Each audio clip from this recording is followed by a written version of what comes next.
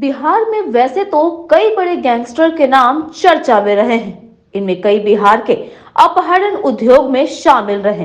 अपराध के इसी उद्योग की उपज है एक महिला, जिसे बिहार में किडनैपिंग क्वीन कहा गया। यह किडनैपिंग क्वीन है पूजा पाठक। पूजा ने अपने आपराधिक जीवन में कई वारदातों को अंजाम दिया है, जिसमें कई बड़े अपहरण के कांड शामिल हैं। बिहार में जहां कई बाहुबली रहे, तो वहीं इन सब के बीच पूजा पाठक का डर ऐसा था कि उनके नाम से बड़े बड़े लोग खौफ जाते थे। पटना में पॉलिटेक्निक कॉलेज की पढ़ाई के दौरान ही पूजा की मुलाकात कैलाश नाम के युवक से हुई। कैलाश से दोस्ती होने के बाद पूजा अपराध के धंधे में उतर गई। साल 2013 में पूजा ने अपने साथियों के साथ 2 लोगों का अपहरण किया और यहीं से उसका नाम अखबार की सुर्खियों में दर्ज हो गया। साल 2013 में किए गए इस अपहरण में पूजा ने नीरज कुमार नाम के व्यक्ति को फिरौती की रकम लेने के बाद छोड़ा था और गायब हो गई थी। इसके बाद तो पूजा को बिहार में लेडी डॉन के नाम से जाना जाने लगा। गिरफ्तारी के बाद खुले राज।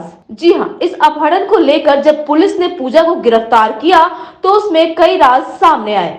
इस अपहरण की मास्टरमाइंड पूजा ही थी। उसने फाइनेंस कंपनी में काम करने वाले नीरज को 16 जुलाई 2013 को NH-57 पर बंदूक की नोक पर किडनैप किया था। इस केस में पुलिस ने पूजा के खिलाफ एक मजबूत चार्जशीट तैयार की, जिसके बाद उसे सजा सुनाई गई। पूजा के अपराध का सफर जितना खतरनाक था, उतना ही उसके प्रेम प्रसंग के किस्से चर्चे में रहे।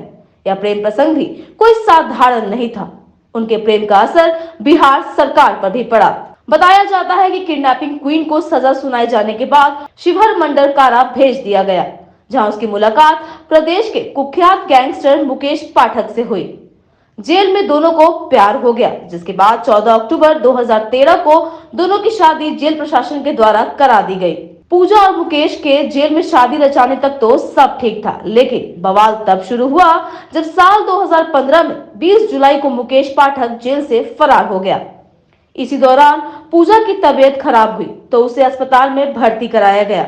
जांच में पता चला कि वह 12 हफ्ते की गर्भवती है।